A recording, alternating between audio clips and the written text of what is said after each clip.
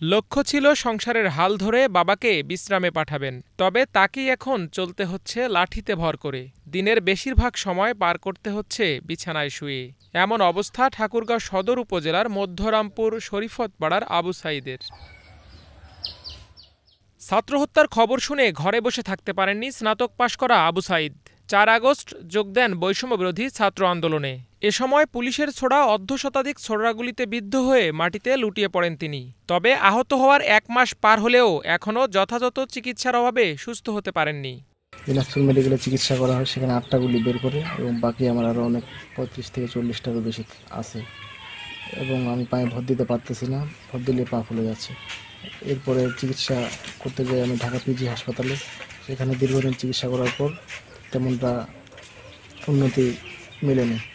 আগে ঠিক যেমনি পা ব্যথা করতো, ভর দিলে পা ফুলে যায়, ঠিক তেমনটাই আছে, তেমনটা উন্নতি হয়নি। আরও যদি উন্নত চিকিৎসা করা হতো তাহলে হয়তো ভালো হতো।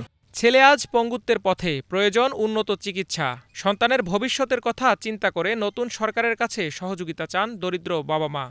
আমার একটাই ছেলে, আমার অনেক স্বপ্ন ছিল যে লেখাপড়া শেষ করে কিছু একটা করবে, কত আশা ছিল, কিন্তু আশা এখন ভরসা পাচ্ছি না। আমরা আশার শেষ করতে পারছি না। এখন কি করব, ছেলেটা ভালো হয় কি না হয়, পাটা ভালো হয় কি না হয়, ভবিষ্যতে যে কি হবে। যে ছেলেটাকে নিয়ে একটা আমার সংসারে হাল ধরবে, সে সুস্থ হচ্ছে না। ঢাকা পিজিতে আসার পরেও এখন লাঠি ভোট দিয়ে বেড়াচ্ছে। একদম একটা জোয়ান যুবক ছেলে।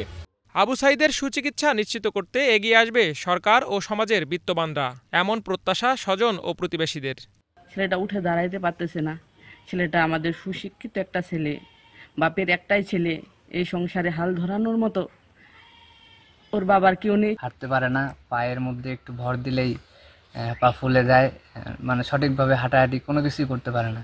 তার বাপ মায়ের কোনো আর্থিক অবস্থা কম, এই জন্যই উন্নত চিকিৎসাতে নিতে পারতেছে না।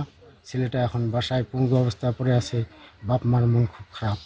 Bangla vision news desk.